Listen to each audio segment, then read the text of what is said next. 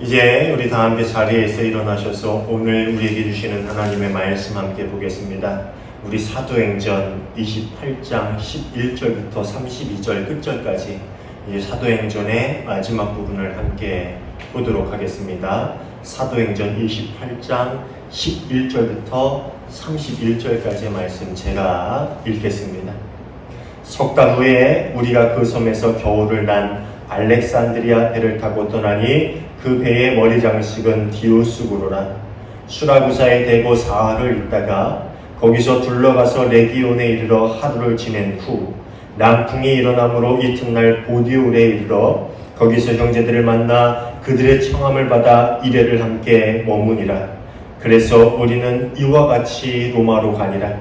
그곳 형제들이 우리 소식을 듣고 앞비오 광장과 트레이스 타베르네까지 맞으러 오니 바울이 그들을 보고 하나님께 감사하고 담대한 마음을 얻으니라. 우리가 로마로 들어가니 바울에게는 자기를 지키는 한 군인과 함께 따로 있게 허락하더라. 사흘 후에 바울이 유대인 중 높은 사람들을 청하여 그들이 모인 후에 이르되, 여러분 형제들아, 내가 이스라엘 백성이나 우리 조상의 관습을 배척한 일이 없는데 예루살렘에서 로마인의 손에 죄수로 내준 바 되었으니 로마인은 나를 신문하여 죽일 죄목이 없으므로 석방하려 하였으나 유대인들이 반대하기로 내가 마지 못하여 가이사에게 상소함이요 내 민족을 고발하려는 것이 아니니라. 이러므로 너희를 보고 함께 이야기하려고 청하였으니 이스라엘의 소망으로 말미암아 내가 이 쇠사슬에 매인 바 되었노라. 그들이 이르되, 우리가 유대에서 내게 대한 편지도 받은 일이 없고 또 형제 중 누가 와서 내게 대하여 좋지 못한 것을 전하든지 이야기한 일도 없느니라. 이에 우리가 너희 사상이 어떠한가 듣고자 하니 이 파에 대하여는 어디에서든지 반대를 받는 줄 알기 때문이라 하더라. 그들이 날짜를 정하고 그가 유숙하는 집에 많이 오니 바울이 아침부터 저녁까지 강론하여 하나님의 나라를 증언하고 모세의 율법과 선지자의 말을 가지고 예수에 대하여 권하더라. 그 말을 믿는 사람도 있고 믿지 않은 사람도 있어 서로 맞지 아니하여 흩어질 때에 바울이 한 말로 이르되, 성령이 선지자 이사야를 통하여 너희 조상들에게 말씀하신 것이 옳도다. 일러스되, 이 백성이 가서 말하기를 너희가 듣기는 들어도 도무지 깨닫지 못하며 보기는 보아도 도무지 알지 못하는도다. 이 백성들의 마음이 우둔하여져서 그 귀로는 둔하게 듣고 그 눈은 감았으니 이는 눈으로 보고 귀로 듣고 마음으로 깨달아 돌아오면 내가 고쳐줄까 함이라 하였으니, 그런즉 하나님의 이 구원이 이방인에게로 보내어진 줄 알라. 그들은 그것을 들으리라 하더라. 바울이 온 이태를 자기 셋집에 머물면서 자기에게 오는 사람을 다 영접하고 하나님의 나라를 전파하며 주 예수 그리스도에 관한 모든 것을 담대하게 거침없이 가르치더라. 아멘. 이는 오늘 우리에게 주시는 하나님의 말씀입니다. 자리에 앉아주시기 바랍니다. 오늘도 함께 예배하는 우리 모두에게 주님의 참된 평화가 충만하게 임하기를 간절히 소원합니다. 하나님께서 바울에게 약속하신 대로 바울은 이제 드디어 로마에 이르게 됩니다. 비록 2년이라는 긴 시간을 기다리고 또 3개월 동안의 험난한 바닷길을 겪었지만 그 모든 시간 동안 하나님께서는 끊임없이 바울을 통해서 일하셨고 이제 그에게 약속하신 마지막 사명을 위해서 바울을 드디어 로마로 들어가게 하셨습니다. 보니까 오늘까지 보니까 사도행전이 74번째 설교더라고요. 우리 지난 74주 동안 약 1년 반 정도 되는 긴 시간을 사도행전의 이야기를 따라오면서 하나님께서 각 사람들을 통해서 베드로, 또 스데반, 또 바나바, 바울 이 각 사람들 또 그 밖에 여러 사람들을 통해서 어떻게 일하셨는가라는 것을 우리가 함께 살펴보았는데요. 각자를 통해서 계획하신 하나님의 일이 이루어지기까지 참 그 과정이 쉽지 않다라는 것을 우리가 알게 되었지요. 그렇지만 또 한 가지 우리가 배울 수 있었던 것이 무엇이냐 하면은 모든 시간 속에서 일어나는 사건 하나하나 그 어느 것 하나 정말 버릴 것이 하나도 없다라는 것입니다. 하나님께서 우리를 위해 계획하신 모든 일들은 언제나 하나님의 선한 계획 가운데로 우리를 이끌어가기에 합당한 일들임을 우리는 기억해야 합니다. 그렇기 때문에 우리가 기도하고 순종하며 하나님의 인도하심을 그렇게 담대하게 따라간다면 하나님은 우리의 삶 위에 아름다운 하나님의 나라의 그림을 그려 가실 것이라고 믿습니다. 사랑하는 여러분, 여러분의 인생 가운데에도 비록 때로는 굴곡이 험난한 그런 선들이 그려질지라도 그 길을 순종함으로 따라가서 그렇게 하나님의 나라를 그려갈 수 있는 복된 인생이 될 수 있기를 주님의 이름으로 축원합니다. 갑작스러운 풍랑을 만나서 멜리데 섬에 필요하게 되었지만 하나님은 그곳에서도 하나님의 살아계심을 보여주시고 겨울을 무사히 지나서 바울과 나머지 275명은 다른 배를 타고 로마를 향한 여정을 계속 시작하게 되었습니다. 11절을 보면은요, 멜리데 섬에서 겨울을 난 다른 겨울을 난 사람들은요, 이 다른 알렉산드리아 배를 타고서 이탈리아의 무역항인 보디올에 도착하게 됩니다. 그 전에 여기저기 들리게 되었는데 어쨌든 그렇게 다른 배를 타고 무사히 이제 이탈리아의 대륙에 도착하게 된 것이지요. 이탈리아의 무역항인 보디올은요, 그 당시에 아주 큰 무역상들이 모이는 그런 곳이었다고 합니다. 그런데 그곳에서 바울은 뜻밖의 사람들을 만나게 되는데요. 14절입니다. 우리는 거기서 성도들을 만나서 그들의 초청을 받고 1일 동안 함께 지냈다. 그런 다음 드디어 우리는 로마로 갔다. 로마에 있는 이탈리아 본토에 이미 로마가 있는 이탈리아 본토에도 이미 복음이 전해졌고 그리스도 공동체가 그곳에 있는 한 무역학인 보디올에도 있다라는 것이 정말 놀라운 일이지요. 유대의 역사가 요세푸스에 의하면은요, 이 보디올에는 주전 4세기부터 유대 공동체가 있었다고 합니다. 아마도 이 사람들 중에 누군가가 이 6월절에 예루살렘에 왔다가 그곳에서 복음을 전해 듣고 그리스도를 영접해서 그리스도인이 되고 그렇게 자신의 고장인 보디올로 돌아가서 그곳에 복음을 전했던 것으로, 그래서 그리스도 공동체가 그렇게 생겨난 것으로 사람들은 그렇게 추측을 하고 있습니다. 바울은 난생 처음 오는 이 이탈리아 본토 낯선 땅에서도 그리스도인이 된 이들을 만날 수 있었고 또 그들과 7일 동안의 교제를 나누는 귀한 시간을 가질 수가 있었습니다. 사실 이것은 죄수의 신분으로 아주 특별한 특혜였습니다. 죄수의 몸으로 로마를 향해 가는데 특별히 보디올이라는 도시에 머물러서 7일 동안이나 그리스도인들과 함께 시간을 가질 수 있었다. 이것은 죄수가 아닌 것처럼 그렇게 받을 수 있는 특혜를 바울이 누렸다라는 것을 알 수 있는 것이지요. 이미 함께 항해하는 시간들을 통해서 바울이 보통 사람이 아니다라는 것을 이 백부장이 알게 되고 그래서 특별하게 이를 허락했던 것으로 보입니다.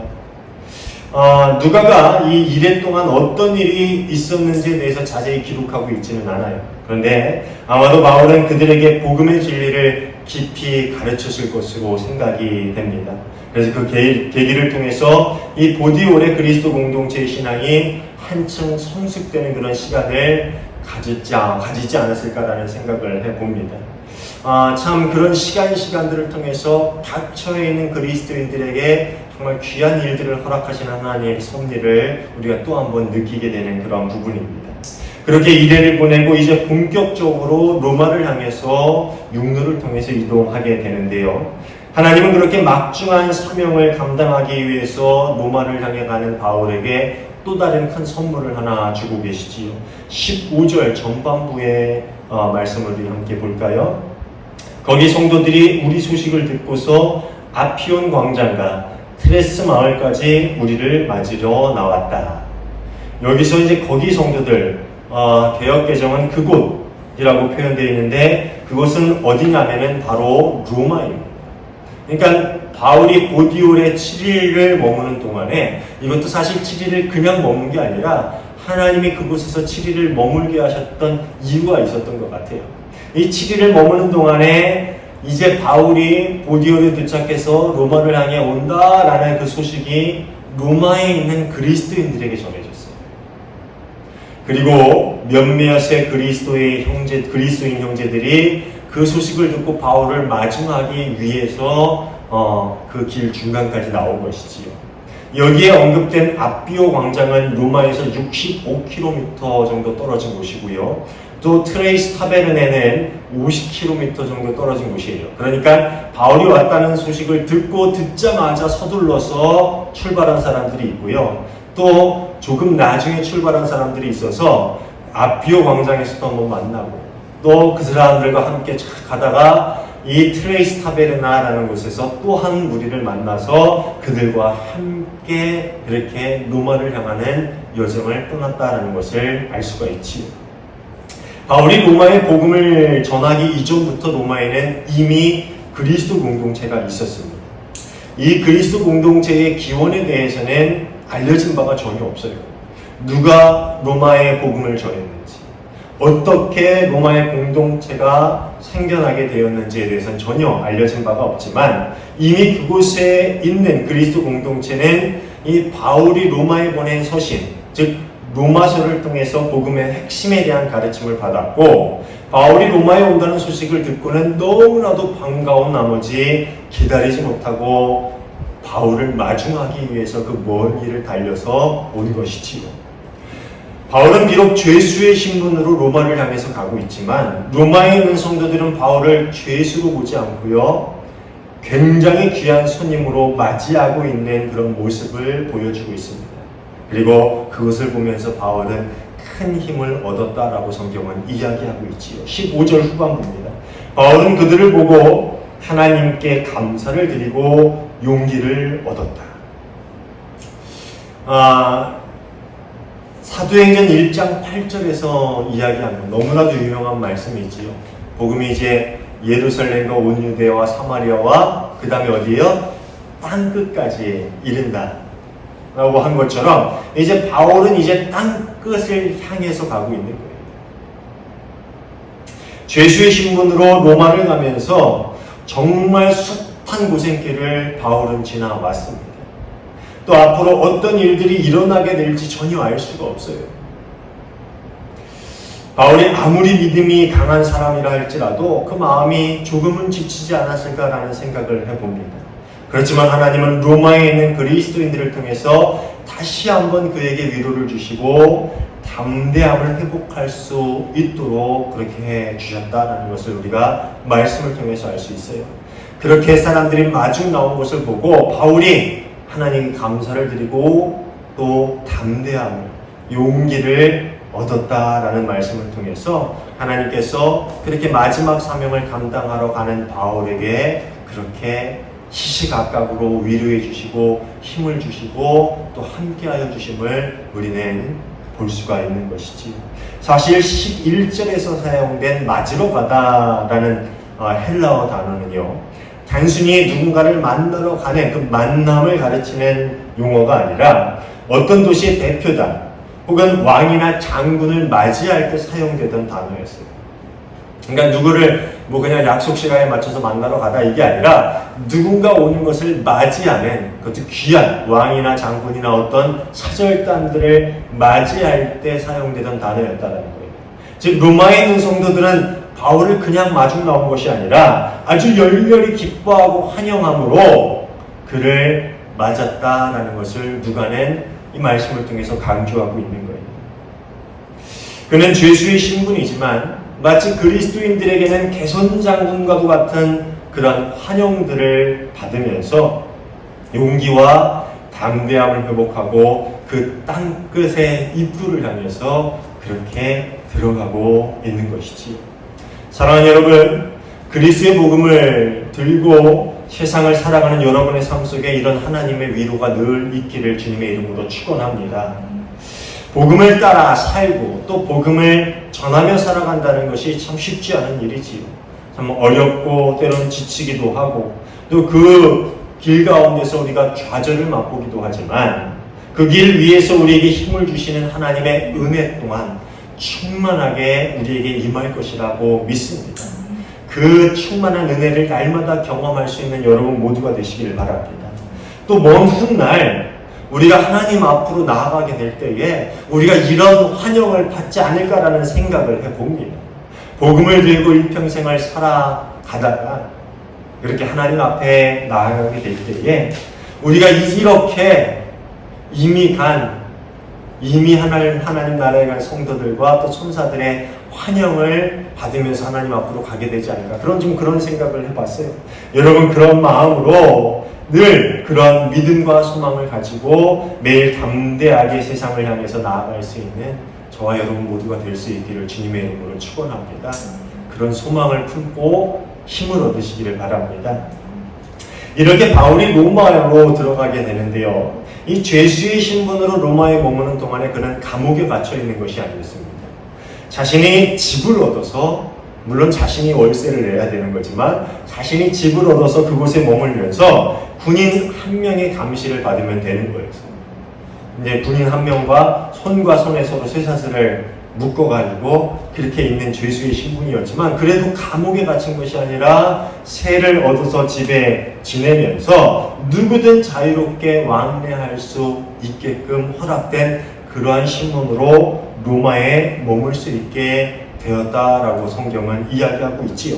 우리가 함께 읽은 16절에 보면 그렇게 이야기하고 있는데요. 사실 이 군인 한 명에 의해서 따로 감시를 받으면서 집을 얻어서 자유롭게 사람들을 만날 수 있었던 이러한 감금 방식은 누구에게나 주어지는 특혜는 아니었습니다. 그 당시 누구나 이렇게 했다라고 하는 것이 아니라 이 바울에게 특별히 주어지는 특혜였습니다. 많은 주석가들은 이 베스도 총독과 더불어서 이 바울을 호송한 율리오 백부장이 바울에 대해서 매우 긍정적인 보고서를 제출했기 때문에 로마 당국이 바울에게 이러한 호의를 베풀었을 것이다 라고 이렇게 보고 있습니다. 저도 아마 그렇게 그런 상황이 됐을 거라고 생각을 합니다. 로마 당국이 굳이 바울에게 이러한 특혜를 줄 필요는 없었지요. 그런데 아마 이 율리오 백부장이 특별히 바울에 대해서 아주 긍정적으로 이 사람은 특별한 사람이다 라는 그러한 글을 써 올리고 로마 당국이 그것을 참고해서 바울에게 이런 특혜를 주었던 것 같아요. 그런 거 보면은요, 바울에게 일어났던 모든 일들, 그 항해 동안에 일어났던 일들이 이유 없었던 것이 하나도 없었다라는 것을 반증해 두는 또 하나의 예라고 볼 수 있는 것이죠. 3개월 동안에 이 백부장 율리오가 바울에 대해서 이런 것들을 겪지 못했다면 바울에게 이런 특혜가 주어질 수 있었을까요? 바울이 로마에서 감옥에 갇혀 있었다면 바울은 로마에 머무는 2년 동안 복음을 자유롭게 전할 수 없었다. 아마 그렇게 생각이 됩니다. 그렇기에 하나님께서는 분명히 네가 로마에서도 복음을 전하게 될 것이다 라는 그 약속을 이루기 위해서 그 3개월이라는 모진 과정을 그에게 허락하신 것이고 이 백부장 율리오는 바울에게 호의적인 평가서를 제출해서 이 바울이 이런 특혜를 누리고 로마에서도 자유롭게 사람들을 만나 복음을 전할 수 있는 상황이 만들어졌던 것이지요. 사랑하는 여러분, 우리 삶에 이유 없는 것은 하나도 없는 것 같아요. 그 모든 일들을 통해서 하나님은 우리를 통해서 일하실 그런 상황들을 만들어 가시는 것이라 저는 믿습니다. 여러분의 삶도 마찬가지입니다. 그 믿음을 가지고 하루하루 이렇게 하나님의 복음을 위해서 살아갈 수 있는 저와 여러분 모두가 되시기를 간절히 소원합니다. 바울은 이렇게 로마에서 자유로운 신분이 되었고 이 상황에 부응하듯이 로마에 도착한 지 3일이 지나자마자 서둘러 그곳에 있는 사람들을 만나기 시작을 하는데요.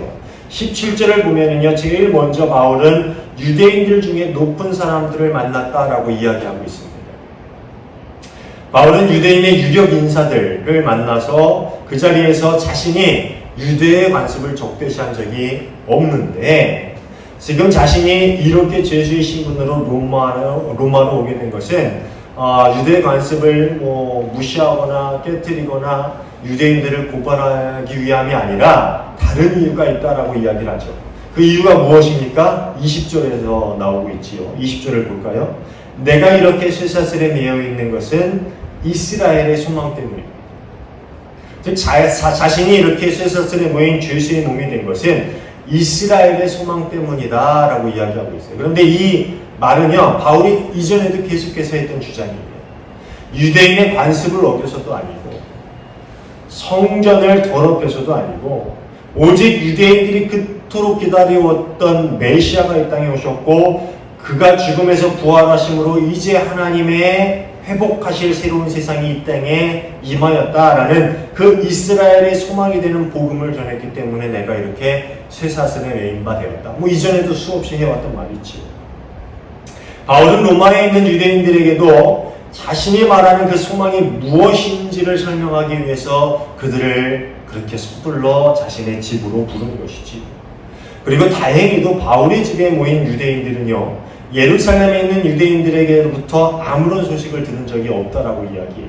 그냥 누가 유대인들, 예루살렘에 있는 유대인들이나 아니면 그곳에 있는 유대인들이나 누구나 바울에 대해서 어떠한 말도 한 적이 없다. 참 다행한 일이지. 그렇게 바울을 죽이려고 열정을 가진 유대인들이었는데 이 예루살렘에 있는 로마에 있는 유대인들에게는 편지를 쓸 생각을 하지 않았던 것 같아요. 어쨌든 그렇게 편견이 없기 때문에 우리가 네가 이야기하는 복음을 좀 들어보겠다라고 이렇게 이야기를 하고 그렇게 편견 없이 바울이 전하는 복음의 메시지를 듣게 됩니다. 그래서 바울은 한 날을 잡아서 그들에게 구약을 기반으로 복음의 메시지에 대해서 가르쳐요. 모세의 율법, 선지자들의 말들을 인용하면서 왜 예수 그리스도가 메시아이시고 어떻게 하나님 나라가 이 땅에 임하게 되었는지, 시작되었는지를 그들에게 열심히 가르쳐요. 그런데 반응은 신통치 않습니다. 24절입니다. 더러는 그의 말을 받아들였지만 더러는 믿지 않았다. 여기서 복음을 믿고 받아들인 사람들이 많은지 그렇지 않은 사람이 더 많은지는 알 수 없어요. 다만 다음에 나오는 바울의 말들을 볼 때에 아마도 바울의 말을 믿지 못한 사람들이 꽤 많았던 것으로 보입니다. 26절부터 28절까지는 이사야의 말씀을 인용해서 한 말인데요.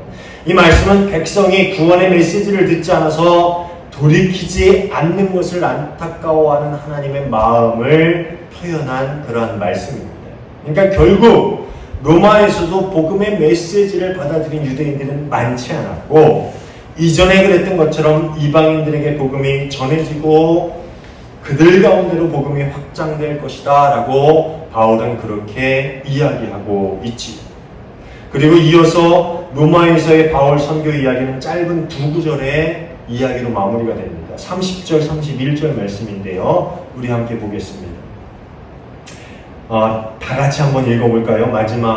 사도행전 마지막 구절 두 구절인데요. 같이 읽습니다. 자, 시작. 바울이 온 이태를 자기 집에 머물면서 자기에게 오는 사람을 다 영접하고 하나님의 나라를 전파하며 주 예수 그리스도에 관한 모든 것을 담대하게 거침없이 가르치더라. 하나님께서 바울에게 사명을 주시고 정말 오랜 기다림과 또 갖가지 고난의 길을 통해서 로마에 오게 하셨는데 그곳에서 어떤 부흥의 역사가 일어났는지 하나님께서 어떻게 바울을 사용하셔서 어떤 일들이 일어났는지 또 바울은 그 후에 어떻게 되었는지 그것에 대해서는 아무것도 가르쳐주지 않고 그리고 이 짧은 두 구절로 사도행전의 그 긴 이야기는 막을 내리게 됩니다. 어떻게 보면 시원한 결말을 기대했는데 그냥 딱 끝나버리는 정말 맥 빠지는 결말처럼 보일 수 있습니다. 그렇지 않습니까? 정말 모진 고난을 거쳐서 로마에 왔는데 로마에서도 놀라운 부흥의 역사가 일어났다. 바울이 황제 앞에서 어떻게 복음을 전하고 또 황제는 바울을 어떻게 대했고 그 당시 황제가 누구냐면 여러분들 잘 알고 있는 네로 황제거든요. 근데 네로가 타락하기 이전이에요. 그러니까 네로가 좀 제정신일 때예요. 그러니까 바울이 네로에게 어떻게 복음을 전했고 또 네로가 그 복음에 어떤 반응을 보여 우리는 좀 이런 이야기를 기대해 볼 만하지 않습니까? 로마의 그 고생을 하고 간 로마의 어떤 부흥의 역사가 일어났는지. 그런데 하나도 얘기하지 않아요. 그냥 거기서 딱 끝납니다. 이태 동안 2년, 즉 2해 동안 바울이 열심히 담대하게 거침없이 자신을 찾아오는 사람들에게 복음을 전했다. 끝. 하지만 사도행전의 저자인 누가가 이렇게 사도행전의 이야기를 끝맺은 데는 다 이유가 있습니다. 몇 년 전에 개봉한 한국 영화 중에 더 킹이라는 영화가 있어요. 여러분 보셨습니까? 이 검사들의 이야기를 그린 영화인데요. 저는 이 영화를 참 재미있게 보았습니다. 근데 이 영화의 결말이 더 재밌어요. 주인공인 이 박태수 맞나요? 박태수라는 검사가 국회의원에 출마를 하게 돼요. 여러 가지 과정을 통해서 나중에 이 국회의원에 출마하게 되는데, 그 당선 결과를 지켜보는 가운데 5, 4, 3, 2 당선 그 결과를 발표하는 5, 4, 3, 2, 1 하는데 영화가 딱 끝나고, 그 뒤에도 물론 이제 뒷이야기들이 조금 있지만 딱 끝나면서 당선이 되었는지 안 되었는지에 대한 결말을 이야기해 주지 않아요. 보통 영화들은 어떻게 끝납니까? 당선이 되고 그 뒤에 어떤 일이 이렇게 끝나고 해피엔딩으로 끝나잖아요. 근데 이 영화는 해피엔딩이긴 하지만 당선이 되었는지 안 되었는지 결말을 안 보여주고 뭐라 그러냐면은, 내가 당선이 되었냐고 떨어졌냐고 그건 나도 궁금하다. 왜냐하면 그건 당신이 결정하는 거니까. 당신이 이 세상의 왕이니까. 더 킹이라는 그 제목이 뭐냐면 백성이 왕이다. 이런 얘기를 하면서 그 뒤에 이야기들은 당신이 어떻게 결정하느냐에 따라 달린 거다. 정의가 흥하는지 망하는지 어떻게 되냐, 어떻게 결정이 되냐, 그건 당신이 결정하는 거다. 국민이 이끌어 나가야 되는 거다. 이런 이야기를, 그런 메시지를 우리에게 전해주고 있는 거예요. 참 재밌지 않습니까? 사도행전의 다른 보통의 이야기들 같으면요, 그 이전의 이야기들 같으면은 바울이 로마의 황제 네로 앞에서 어떻게 결론을 내리고, 또 네로는 어떤 판결을 내렸고, 또 그가 로마에서 어떻게 복음을 전했고, 로마에 어떤 역사가 일어나게 되었는지에 대해서 아주 상세하게 기록했을 거예요. 누가가 이전에 기록했던 이야기들을 보면은 그렇게 기록하는 것이 정상이죠. 그렇지 않습니까? 반응을 좀 보여주세요. 그렇지 않아요? 그렇죠. 우리가 이제까지 사도행전을 읽어왔으면 그렇게 결말이 나야 되잖아요. 그런데 누가는 결말을 이렇게 여기에서 끝맺으면서 한 가지를 의도하는데, 그것은 바로 사도행전을 읽는 모든 독자들, 모든 사람들을 이 긴 이야기의 결말 앞으로 끌어다 놓으면서 이제 새로운 시작을 그들에게 이야기하고자 하는 것입니다. 이제까지 복음이 시작되고 전해진 이야기는 이렇다. 어떤 이들이 어떤 일들을 겪었고, 어떤 희생을 감수하며 복음이 전해져 왔는지, 그리고 그 복음이 어떤 열매를 맺었고 어떤 변화를 불러왔는지, 그리고 그 복음이 어떻게 세상의 중심인 땅의 끝에 입구인 로마에까지 오게 되었는지 너희가 이제까지 모든 이야기를 들었다. 이제부터는 너희가 이 이야기의 등장인물이다. 우리는 이제까지 이 일들을 너희에게 전해주었고 이제 끝났다. 이제부터는 너희가 등장인물이다. 너희를 통해서 이 이야기는 계속 이어져 나갈 것이다. 이 부름 앞에 너희는 어떻게 응답하겠는가? 그 더킹의 결말처럼 너희가 어떻게 하냐에 따라서 이 이야기는 어떻게 펼쳐져 나갈지가 결정이 된다. 그 이야기예요. 어떻게 보면 맥 빠지는 결말처럼 보이는 이 결말이 얼마나 비장하고 얼마나 정말 우리에게 막중하게 다가오는지를 우리는 깨달아야 합니다. 너희는 이 부름 앞에 어떻게 응답할 거냐? 너희의 응답 앞에 앞으로의 이야기는 결정될 것이다. 누가는 이 복음 전파의 이야기는 이렇게 시작되었고 이어져 왔다라는 것을 사도행전을 읽는 모든 사람들에게 전해지면서 예수께서 다시 오신 그날까지 그 끊어지지 않을 이야기는 너희를 통해서 계속되어져 갈 것이다. 이제 너희는 독자가 아니라 필자가 될 것이다. 그 이야기의 끝자락으로 우리를 부르고 세우면서 이 사도행전의 결말을 맺고 있는 것이지. 그렇기에 사도행전의 끝은 우리의 시작이라고 우리는 이야기할 수 있습니다. 이제 사도행전의 여정들은 우리의 여정이 되어야 하고, 이 사도행전에 나오는 많은 사람들이 겪었던 재판은 우리가 서야 할 재판장이 될 것이고, 또 그들의 고난 또한 우리가 지나가야 할 과정 중의 하나가 될 것입니다. 사랑하는 여러분, 1년 반이라는 긴 시간 동안 함께 묵상한 사도행전의 이야기는 이렇게 끝이 났지만, 이제 우리의 신앙 여정을 통해서 또 다른 복음 전파의 이야기를 기록해 나갈 수 있는 저와 여러분 모두가 될 수 있기를 간절히 소원합니다. 먼 날 우리의 자녀들이, 그리고 우리를 알고 있는 사람들이 우리의 삶을 통해서 기록되어진 또 다른 사도행전의 이야기를 떠올리면서 우리의 엄마 아빠가, 또 우리의 친구가, 우리 믿음의 동역자가 이런 길을 걸어나갔다라고 그렇게 이야기하고 자신들 또한 독자가 아닌 필자로 변화받고 끊임없는 사도행전의 이야기를 펼쳐나갈 수 있는 그 모든 이야기에 또 접점이 될 수 있는 여러분의 복된 인생이 될 수 있기를 간절히 소원합니다. 아까 이야기했듯이 이후의 이야기는 여러분이 결정하는 거예요. 이제 이야기의 시작이 여러분에게 달렸기 때문입니다. 사랑하는 여러분, 그렇게 여러분의 인생 가운데 아름다운 하나님 나라의 이야기를 써나갈 수 있는 복된 삶을 사는 저와 여러분 모두가 될 수 있기를 주님의 이름으로 축원합니다. 기도하겠습니다. 하나님 감사합니다. 정말 긴 시간 동안 우리가 사도행전의 이야기를 통해서 정말 은혜를 받게 하심에 감사를 드립니다. 이제 이 사도행전에 나오는 많은 신앙의 선조들의 삶을 우리가 이어가기를 원합니다.